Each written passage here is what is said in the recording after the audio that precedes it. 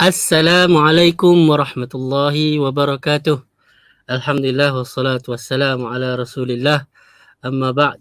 Para penonton yang dirahmati Allah sekalian, alhamdulillah kita bertemu lagi dalam rancangan Jom Sembang Santai Biar Sampai. Dan minggu ini saya tak berseorangan. Kerana pada minggu ini seperti biasalah kita insya-Allah selagi boleh kita akan datangkan tetamu untuk Jom Sembang ini sebulan sekali.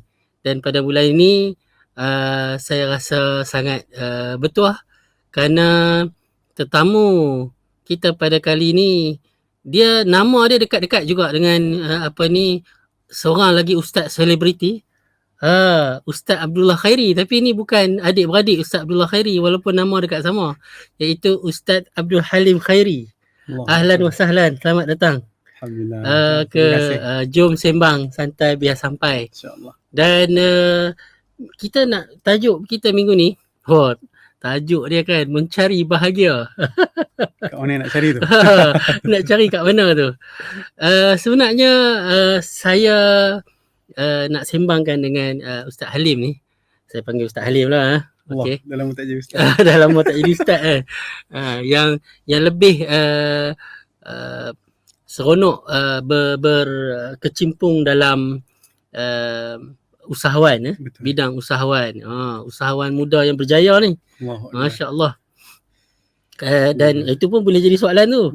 Adakah dapat kebahagiaan? Okey. InsyaAllah kita jawab dalam episod kali ni. Melalui apa yang dibuat tu. Okey, saya nak mula macam ni lah. Okay. Kita bila ada media sosial ni, saya pun pernah sebut dalam Jom Sembang sebelum ni. Betul. Bila kita ada media sosial ni, kita memang susah untuk kita tak menjadikan diri kita membanding-bandingkan dengan orang lain. Ya, sebab media sosial, nama pun tempat sosial. Betul. Orang pergi bercuti mana dia upload kan. Dia dapat anak pun dia upload. Lepas tu dia buat baby shower pun dia upload kan. Lepas tu beli kereta baru. Beli kereta baru ke, beli kasut baru ke, sampai ada lah istilah budak oot ni. Allah. Ada video saya juga Ustaz. Budak oot kan. Dia OOTD tu kan. Dia pakai baju apa hari ni, esok pakai baju apa kan. Brand apa. Brand apa. Jadi itu menjadikan kita sentiasa membanding-bandingkan lah. Kita pun nak macam tu juga kalau boleh. Dan kita rasa macam apa yang dia tunjukkan dalam dia punya kehidupan akaun dia tu, akaun social media dia tu sebagai sesuatu yang kita pun kalau ada kita pun rasa seronok dan bahagia. Jadi inilah macam mana nak minta Ustaz Halim Khairi komen perkara ni. Silakan. Okay, bismillahirrahmanirrahim. Pertamanya terima kasih pada Jom Sembang. Ni episod ke-85. Okey.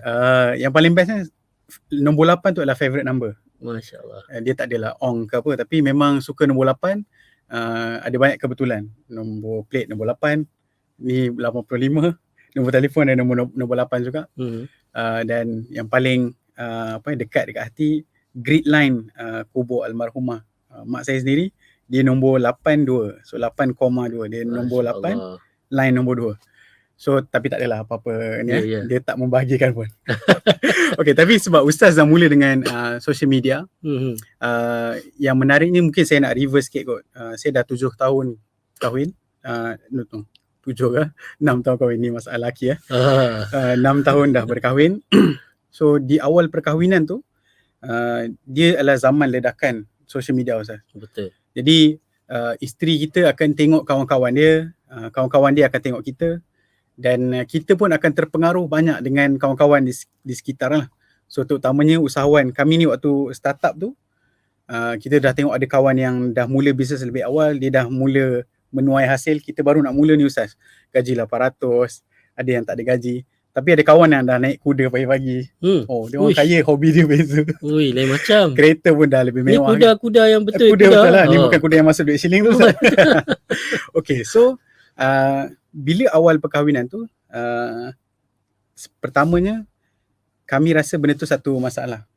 Masalah dia pada kita sebenarnya kita tak layak pun nak tengok, nak judge orang punya kehidupan. Betul. Akan tetapi gambaran yang diberikan tu menyebabkan kita rasa terganggu. Boleh je kita ada positive thinking, kita nampak dia sebenarnya nak kongsi je pengalaman dia pergi hotel sekian-sekian, pengalaman dia beli barang harga ribu-ribu, yang mana harga barang tu sama macam sebulan gaji kita. Bercuti tu macam 10 bulan punya gaji yang dikumpul tak belanja-belanja, dia pergi hotel tu 12,000 harga kan. So ada kawan yang bagi tahu, semalam minggu lepas pergi hotel 3 malam 12,000 satu malam. So kita rasa tercabar lah. So di awal perkahwinan, kalau saya sebagai seorang lelaki yang agak dominan dan extrovert ni, satu, bila kita nampak ada kawan yang lebih daripada kita, ni mungkin episod kali ni dia agak self-centric sikit lah, terpaksa buat disclaimer. Apa yang saya rasa, memang kita rasa tersabar secara peribadi, tapi tak sebut, diam je. Tapi isteri, dia kadang bagi tahu, dia cerita kawan dia pergi cuti kat hotel sini, beli handbag baru, birthday anak dia ada belon-belon tepi swimming pool kan. So daripada situlah, sebagai seorang suami, saya mengambil tanggungjawab Ustaz untuk bertanya kembali, adakah ini yang dinamakan sebagai kebahagiaan? Jadi daripada situ kita mula merungkailah beberapa perkara. Adakah ini bendanya yang membahagiakan kita? Sebabkan ni kita dah berkahwin kan. Dan bila kumpul ramai-ramai, dia macam ada dua kelompok, ni ada duit, yang ni kurang ada duit. So kalau tanya bercuti bila last, dia akan cakap last bercuti tahun lepas, ataupun tak pernah pergi bercuti sepanjang kahwin kan. Itu teruk sangat. Tapi kalau nak pergi bercuti tu, dia macam hotel bajet je. Jadi perasaan-perasaan tu mula-mula dia macam sekadar dialog. Lepas tu dia bila kadang-kadang ada benda yang tak best sikit dalam rumah tangga ni, dia ungkit. Kawan tu tengok suami dia buat macam ni kat isteri dia kan. Dia seolah macam kalau itulah yang dia nak kan. Jadi kami rasa, instead of rasa itu sebagai satu kebahagiaan, kami cuba tweak sikit, adakah ini satu masalah? So daripada kita nampak dia sebagai satu kebahagiaan, kami cuba rungkai lah, mungkin ini masalah, bukannya kebahagiaan. Jadi daripada situ Ustaz, kita pun tengok ada beberapa penyakit, sebab bila mula-mula kita reconcile dengan apa yang ada Allah bagi kat kita kena bersyukur. Dan Allah bagi kenikmatan kepada satu puak yang berusaha lebih. Dan waktu tu saya ingat saya pernah sebut dalam nada yang agak sebab, saya cakap apa pun dalam kehidupan kita sekarang, kita jangan pernah redha. Isteri dirasa zaujah dirasa apa, betul lah, itulah yang kita usahakan. Maksudnya jangan pernah redha dengan keadaan kita sekarang, dan kita kena terus berusaha untuk jadi, kalau kata bukan kaya, jadi dapat duit yang paling banyak lah. So bila perasaan tu ada, isteri bekerja, anak pun bekerja juga. Anak saya bekerja. So bila bekerja ni, kita ada bagi tahu, boleh tak 12 bulan ni jangan kacau saya nak fokus bisnes. Nanti kita bawa balik hasil yang banyak. Memang ada satu malam tu terpaksa bekerja, balik pukul 4, ambil anak, ambil isteri, balik bawa balik rumah, pukul 9 malam keluar balik di office, balik pukul 4 pagi Ustaz. Esok pukul 8, esok pukul 7 kena bangun balik, bukan pukul 7 bangun, dah kena morning rush balik, nak hantar isteri, nak hantar anak pergi taska. Tapi adakah itu yang dicari? Soalan dia balik kan? Ni jawapan dia lagi. So, nak jadikan cerita, ada bila balik 4 pagi, ada macam straight lah 1 minggu macam tu. Ada satu malam bila buka pintu tu, isteri dia balik dah baring kan, dia tanya, berapa juta bawa balik? Kita sebagai seorang lelaki ni yang dominan dan extrovert ni, rasa semakin tercabar.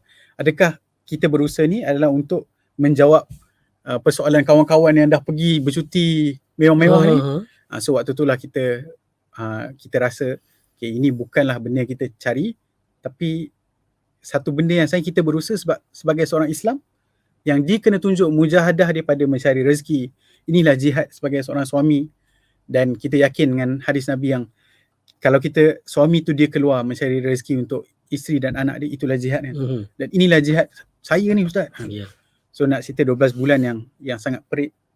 Alhamdulillah Allah memberi rezeki selepas itu.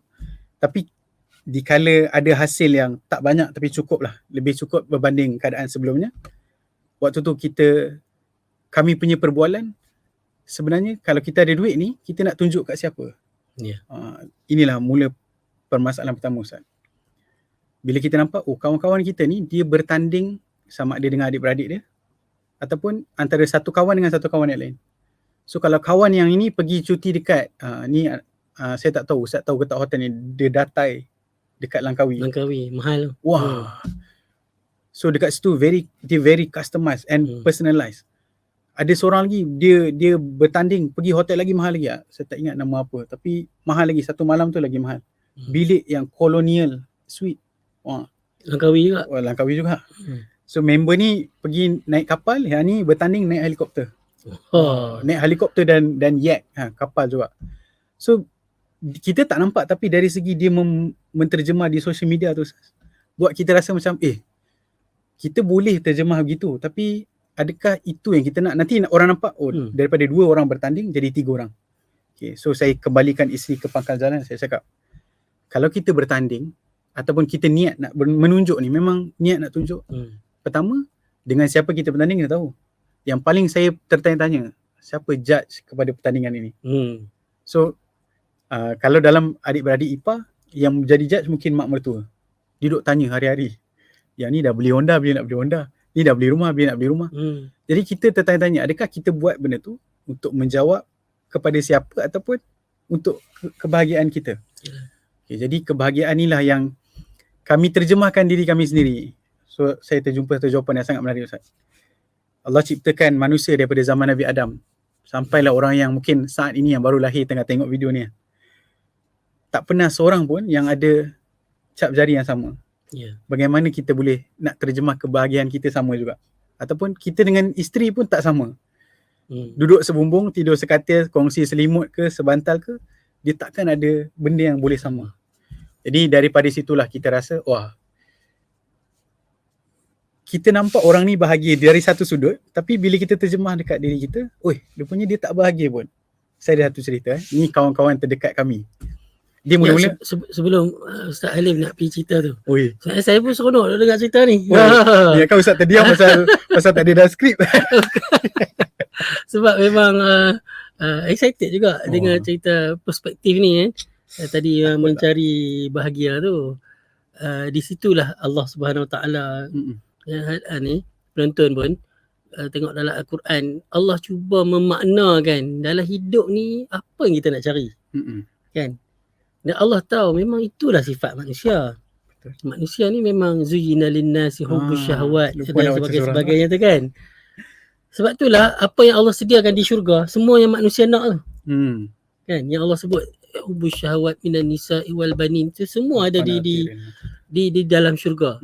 Sebab itu memang sifat manusia.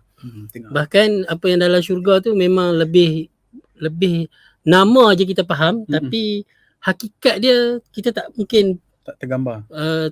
Mustahil kita boleh menggambarkan. Betul. Kan, sebab Allah sendiri, Nabi sendiri sebut kan, tidak ada mata yang pernah melihat, tidak ada telinga yang pernah mendengar, dan tidak pernah tercetus dalam hati sanubari kita itu benda tu. Walaupun mungkin sebut pisang, tapi kita tak tahu bagaimana pisang di syurga.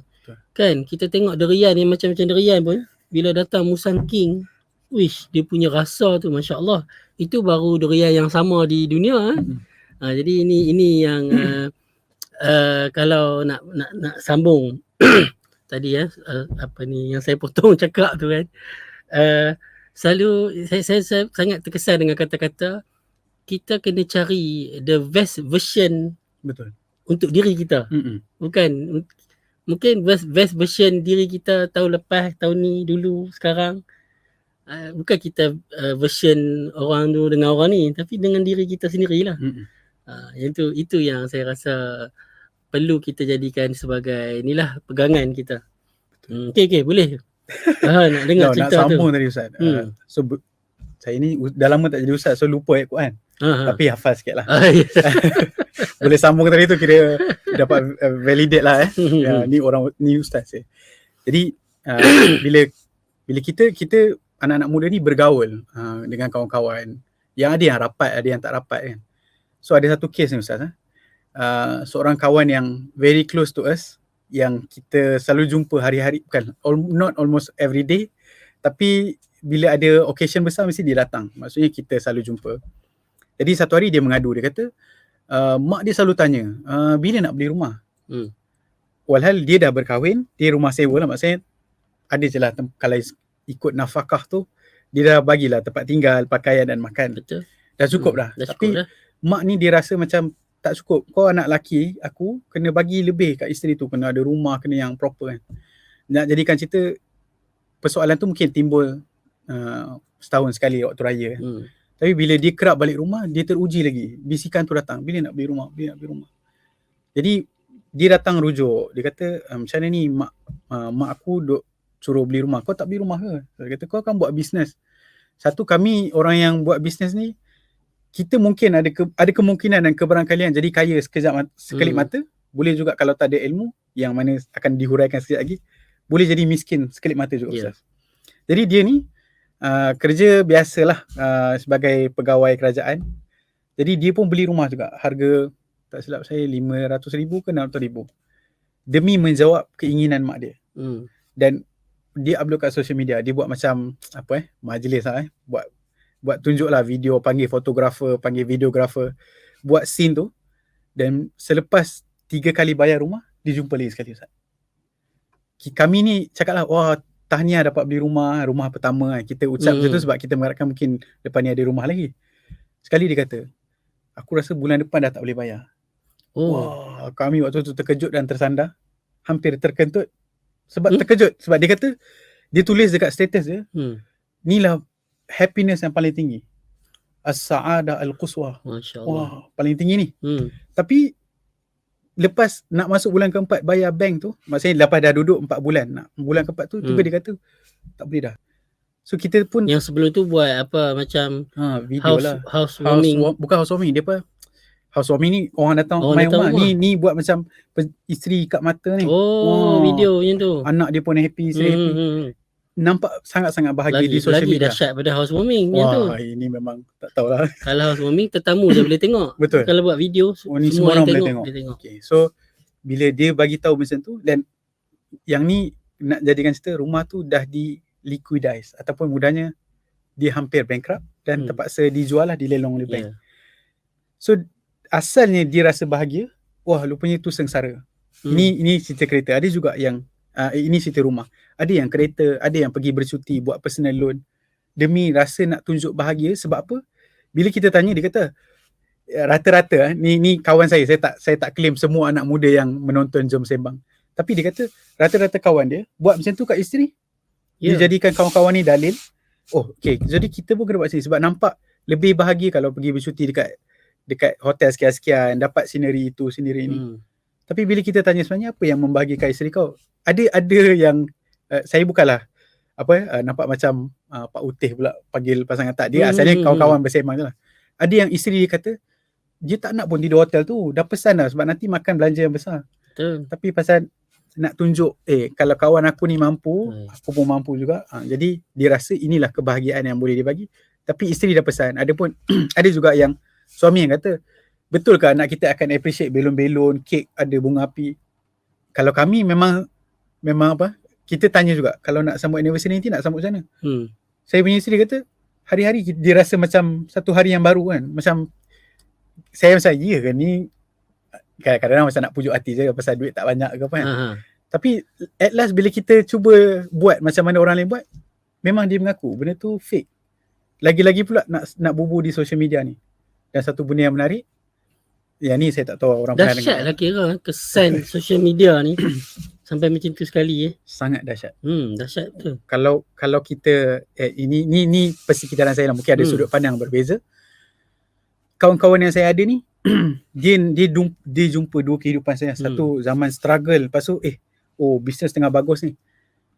Tapi dua-dua saya ingatkan, saya kata satu, pertama suami ni apa pun jadi, saya tak pernah saya akan cakap satu ayat ni dan saya takkan syarah.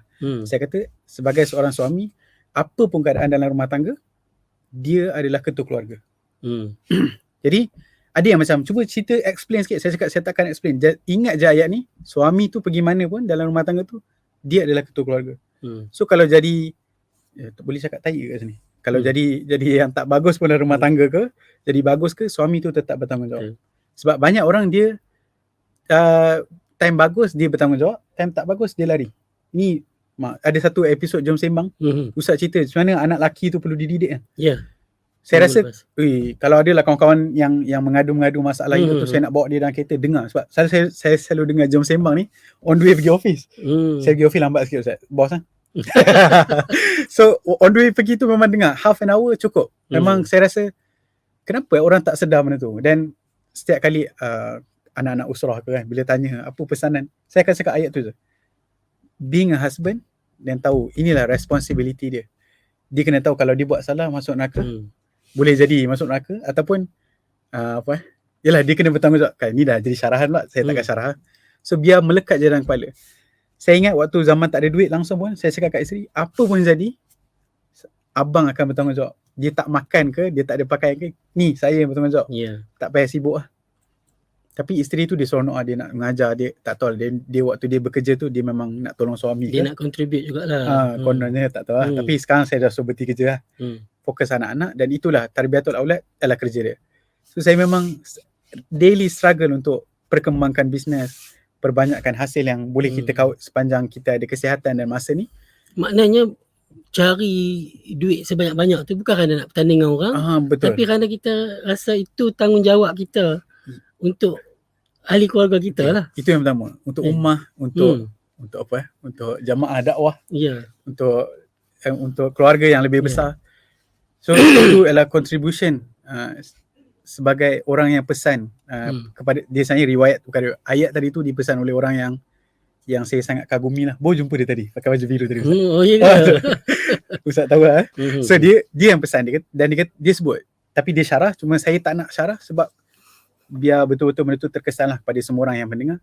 Mungkin waktu gembira kita ingat, waktu kita tak gembira kan pun kita ingat. So kalau ni kita dah cerita apa yang berlaku, ni case study, kita nak ke conclusion Ustaz. Ni boleh kan? Ni macam saya punya session lah ni. Sila. Penonton mesti komen bukan-bukan je. Saya harap siapa yang tengok ni boleh komen juga. Kalau ada pengalaman yang sama pun boleh letak dekat ruangan komen, atau boleh share video ni untuk manfaat orang lain. Sebelum tu saya media sosial ni dia bagi kita memang sangat menguji lah. Betul. Ini ujian untuk kita umat yang zaman sekarang. Kita tak tahu lagi 50 tahun, 100 tahun akan datang punya ujian bagaimana. Betul juga tu. Kalau dulu mungkin kita boleh banding-bandingkan dengan jiran-jiran, orang keliling-keliling lah. Sekarang ni lebih luas. Betul. Kalau FYP tu Ustaz, satu dunia boleh tengok. Satu dunia boleh tengok. FYP dekat TikTok tu kan. Jadi kalau dulu dia mungkin boleh banggakan dekat orang lain, dia ada awet kawan-kawan dia je. Betul. Tapi sekarang dia boleh buat bangga live dekat ni kan, contohlah. Inilah bila kita banding, dia jadi macam tempat perlumbaan tu. Yang saya pun heran juga, siapa yang bagi hadiah? Tak ada. Dia pertandingan like yang tak ada hadiah. Like dengan share dengan apa ni, dia jadi FYP lah kalau TikTok ni kan. Itu yang sangat saya susah nak menjiwai benda ni sebab saya tak terjebak dalam saya ni kira walaupun taklah tua sangat. Saya pun tadi nak ke situ tapi tak apa, kita jaga lidah. Taklah tua sangat tapi taklah, alhamdulillah tak terjebak. Betul. Jadi mungkin generasi yang lebih senior perlu tahu inilah realiti generasi sekarang. Anak muda tak boleh. Generasi sekarang betul. Generasi sekarang ni memang itu cabaran dia, masya-Allah. Kalau dulu-dulu orang pergi kedai, macam saya dululah, saya pun dulu kalau pergi kedai minum kopi kat kedai mamak kan, kita minta kopi RM2.50 pun kita rasa mahal dah. Betul. Sekarang orang boleh minum kopi RM15 kan? Nak tag ke? RM15 kan? Pejam mata lah. Jadi itu yang tu tak kira tak boleh sebut nama kan. Tak sebut minum teh lagi, teh pun sama juga. Belah-belah ringgit juga. Belah-belah ringgit juga, RM8, RM9 kan. Jadi itu dia punya keadaan dia. Dulu orang minum kopi orang tak upload dalam social media. Dalam social media. Sekarang minum kopi pun upload dalam social media. Kelas tu kan. Itu yang best sebab orang tengok kat mana tu dia jadi bahan promotion juga. Satu part lah, tapi satu part yang lain yang lebih membahayakan itulah bertanding tu. Apa tadi conclusion? Terus saya boleh tanya conclusion lah. Okay Ustaz, conclusion Satu, saya terjumpa satu ayat conclusion. Social media ni dia dibuat adalah bagi orang yang tak pandai bersosial. Saya nak sebut satu perkataan yang kasar sikit. Macam mana dekat ruangan komen Facebook ke, TikTok ke, Instagram ke, kita tak kenal pun orang tu, tapi kita pergi komen, kau ni babi lah. Tu kasar lah tu. Betul. Bayangkan kalau kita jumpa depan-depan, Ustaz, berani je cakap itu kat orang yang kita tak kenal pun. Kita tahu lagi kalau mungkin orang tu tua pada kita. Betul.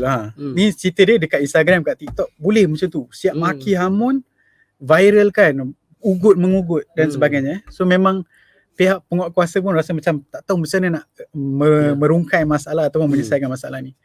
So dia direka bagi orang yang tak pandai. Bukan direka lah, mungkin salah satu puncanya ialah rekaan ataupun ciptaan untuk orang yang tak pandai bersosial. Sebab kalau orang pandai bersosial, dia mesti jaga adab. Dia tahu adab dia semasa di dalam media sosial dan di luar media sosial. Itu yang pertama. Yang kedua, sebabkan bila kita sebab saya nak patah balik ini adalah perbualan saya dan isteri.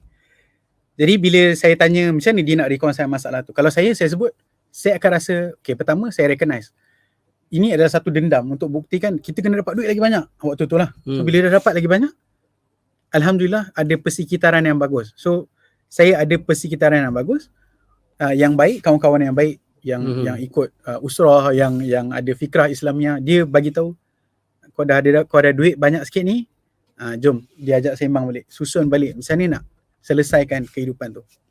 Kalau pada isteri pula, dia sebut, dia kata memang kena tahu apa makna bahagia tu, dan bagi tahu dekat suami, kalau saya akan rasa bahagia kalau awak buat begini, walaupun mungkin benda tu takkan termakbul lah sekarang. Tapi ada suami yang jenis buat surprise, letak kat bonet, tolong ambilkan barang sekejap. Dia buka-buka, ada apa ni? Ada isteri yang suka momen macam tu.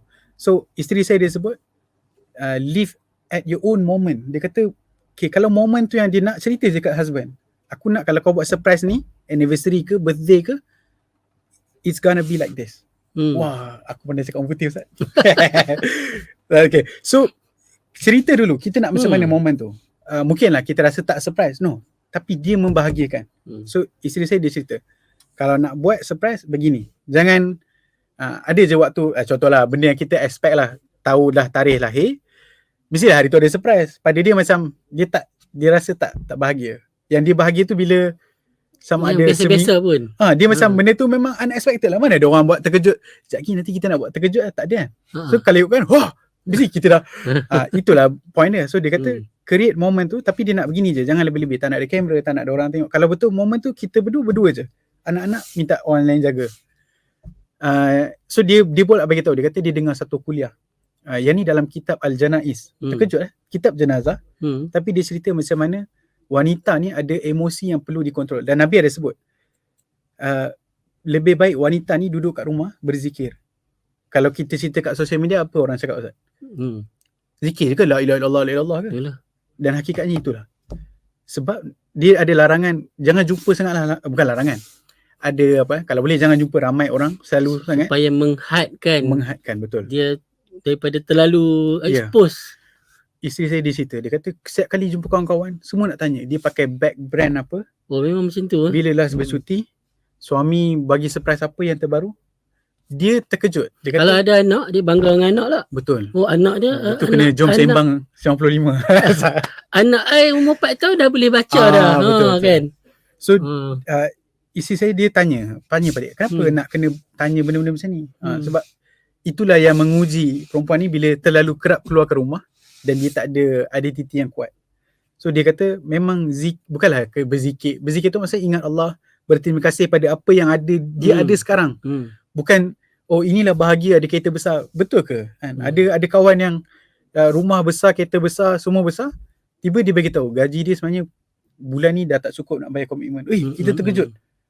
Boleh pula macam tu? Tak rancang ke waktu beli? Tapi orang-orang yang adore dengan dia rasa macam, wow, inilah kita nak. Suami pakai kereta mahal, rumah besar, banglo, ada swimming pool lagi. Tapi sebenarnya hakikat yang realiti dihadapi oleh orang yang tunjuk di sosial media tu kita tak tahu. Dan saya jumpa orang yang begitulah. Ni dia tak tunjuk hidup dia dekat sosial media. Tapi dia jumpa kita, dia cerita, ni nak aku punya gaji bulan ni tak cukup nak bayar komitmen. Kita dah pening dah. Dan terpaksa bergodok gadai lah. Mula dengan emas, lepas tu jual jual sedikit tanah yang dia pernah beli, lepas tu kereta, macam-macam lah. Hutang. Sebab nak hidup je. Last kali bila kita tanya, habis gambar-gambar kat social media tu macam mana? Bila pula tercetus, orang lain tahu dia dah mula bergodok gadai, dah jadi fitnah lain pula. So inilah yang isteri saya kata, kenapa kena duduk dalam rumah dan berzikir ni, kalau pada isteri-isteri yang menonton, sebab kita nak suruh dia ingat Allah dan berterima kasih dan rasa bersyukur yang sangat tinggi. So ini saranan terakhir daripada seorang isteri kepada suami. Dia kata kalaulah ada peluang untuk bercakap pada orang ramai, dia kata ingatkan supaya cari satu hobi yang boleh penuhi masa supaya tak tersibuk dengan social media. So banyak orang berada dalam social media ni sebab dia tak ada hobi. So carilah hobi, baca buku ke, bercucuk tanam ke, main golf ke, main kuda ke. Ini hobi mahal. Hobi murah-murah lah. Tengok Netflix sampai habis ke. So dia kata hobi ni juga dapat mengubati supaya kita tak terlalu sibuk dengan hidup orang. So itulah Ustaz, 3 saranan persikatan yang baik, ada ilmu dan ada hobi. Saya rasa bila dengar cerita ni saya rasa saya bersyukur pula. Allahu Akbar. Alhamdulillah. Kerana saya duduk dalam persekitaran yang baik. Yang baik. Kawan-kawan saya pun kawan-kawan yang bukan menunjuk-nunjuk. Jadi saya tak perlu berlumba dengan mereka. Betul. Dan dari sudut orang kata apa, hobi tu pula, dia bukan hobi sebab saya terlibat dalam ikram, kan? Yalah kan, satu pertubuhan dakwah kebajikan. Jadi yang tu sendiri pun dah tak sempat dah. Betul. Jadi kita tak sempat nak yang, jadi saya harap siapa yang banyak sangat masa duk tengok ni kan, join lah mana-mana pertubuhan, dakwah ke, buat kerja-kerja khidmat masyarakat ke, kebajikan ke, dapat juga pahala kan. Jadi daripada rosak hidup kita macam tu, rosak hidup kita bila kita membandingkan dengan orang lain, dan kita pun nak jadi macam orang lain, so called supaya kita ni dikatakan orang yang telah bahagia. Sebab kebahagiaan yang hakiki ni hanyalah di syurga. Betul. Kita kalau kita hebat macam mana pun kat dunia ni, akhirnya benda tu akan musnah. Kita pun akan mati. Kalau dia tak musnah pun kita yang mati. Kan? Tapi akhirat ni Allah selalu sebut khalidina fiha abada. Kekal di dalamnya selama-lamanya. Dahlah kekal, sebut selama-lamanya pula. Kan? Dan Allah sebut wa mulkan la yabla. Kan? Satu pemilikan kuasa yang tidak akan tersirna, la yabla kan. Susah terjemah. La yabla tu. Kan, yang tidak akan musnah. Itu semua yang Allah janjikan di syurga. Jadi kita jangan tertipu lah. Ini mungkin media sosial ni orang yang tidak ada agama kan. Di sebelah negara-negara orang yang memang tidak ada agama, ataupun orang yang ada agama tapi agama dia lebih agama hawa nafsu kan. Jadi kita yang ada agama, yang jadi orang beriman, orang Islam ni, kita janganlah terikut-ikut cara tu. Kita tahu apa hakikat dan tujuan hidup kita, itu yang lagi penting. Dan saya nampak kalau saya tanya soalan ni mesti ramai akan setuju. Iaitu kalau lah saya jemput lagi Ustaz Alim ni mesti. Saya sendiri minggu ni saya tak perlu cakap banyak sebab memang saya sendiri excited nak dengar cerita pada minggu ni. Dan insya-Allah rasanya Ustaz Alim sendiri dah boleh buat program dia sendiri. Saya jom sembang. Mungkin Ustaz Alim buat jom apa tak tahulah kan. Jom ngopi. Jom ngopi kan. Boleh juga akan rasanya feedback penonton lah. Aduh, jangan. Saya nak fokus bisnes. Nak fokus bisnes. Okey. Dan minggu ni minggu kita rakaman, jadi memang saya tak dapatlah tengok soalan-soalan secara live. Itulah. Tapi boleh terus bertanya, boleh terus bagi komen di situ. Kita akan jawab secara bertulis insya-Allah. Terima kasih. Terima kasih kepada Ustaz Halim Khairi. Allah. Yang saya rasa memang setiap kali ada tetamu memang 30 minit tak cukup. Betul Mungkin kena buat Siri kot Ustaz. Kan 30 minit tak cukup kalau dah sembang macam ni. Dan insya-Allah minggu depan kita bertemu lagi dalam episod yang seterusnya. Assalamualaikum warahmatullahi wabarakatuh. Waalaikumsalam warahmatullahi wabarakatuh. Bersama membina masyarakat.